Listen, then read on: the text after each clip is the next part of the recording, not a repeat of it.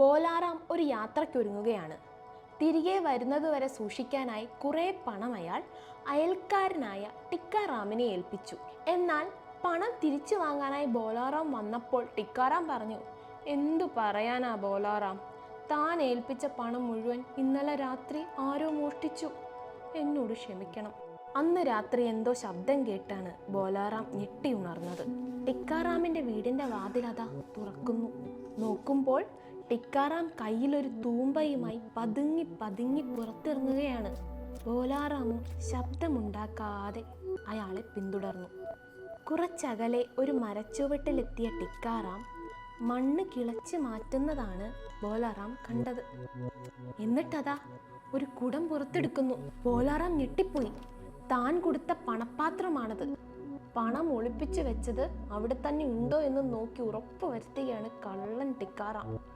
അല്പസമയത്തിനകം ടിക്കാറാം പണപ്പാത്രം വീണ്ടും കുഴിച്ചിട്ടു. എന്നിട്ട് ചുറ്റും നോക്കി പതുക്കെ വീട്ടിലേക്ക് മടങ്ങി. പിറ്റേന്ന് രാവിലെ തന്നെ ബോലാറാം ടിക്കാറാമിന്റെ വീട്ടിലെത്തി. ടിക്കാറാം, തൻ്റെ വീട്ടിൽ വന്ന് എൻ്റെ പണം മോഷ്ടിച്ച കള്ളനെ കണ്ടെത്തി, വാ കാണിച്ചു തരാം. മരച്ചൂട്ടിലേക്കാണ് അവർ നേരെ പോയത്.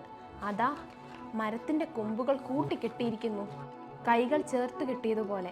മരത്തടിയിൽ ഒരു പുതപ്പ് ചുറ്റിക്കെട്ടിയിരിക്കുന്നു, വായി മൂടിക്കെട്ടിയതുപോലെ. ഈ മരമാ പണം മോഷ്ടിച്ച് ഇവിടെ കുഴിച്ചിട്ടത്, ബോലാറാം പറഞ്ഞു.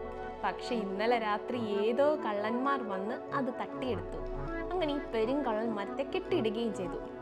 പെട്ടെന്ന് ടിക്കാറാം നോക്കി, മരച്ചൂട്ടിലെ മണ്ണ് പാറ്റിയിരിക്കുന്നു, പണമില്ല. ബോലാറാം അപ്പോൾ പറഞ്ഞു, പണം പോയെങ്കിൽ എന്താ, ഈ തട്ടിപ്പുകാരൻ മരത്തിന് ശിക്ഷ കിട്ടിയല്ലോ, അത് മതി. തൻ്റെ തട്ടിപ്പ് മനസ്സിലാക്കിയ ബോലാറാം തന്നെയാണ് പണം തിരികെ എടുത്തതെന്ന് ടിക്കാറാമിന് മനസ്സിലായി.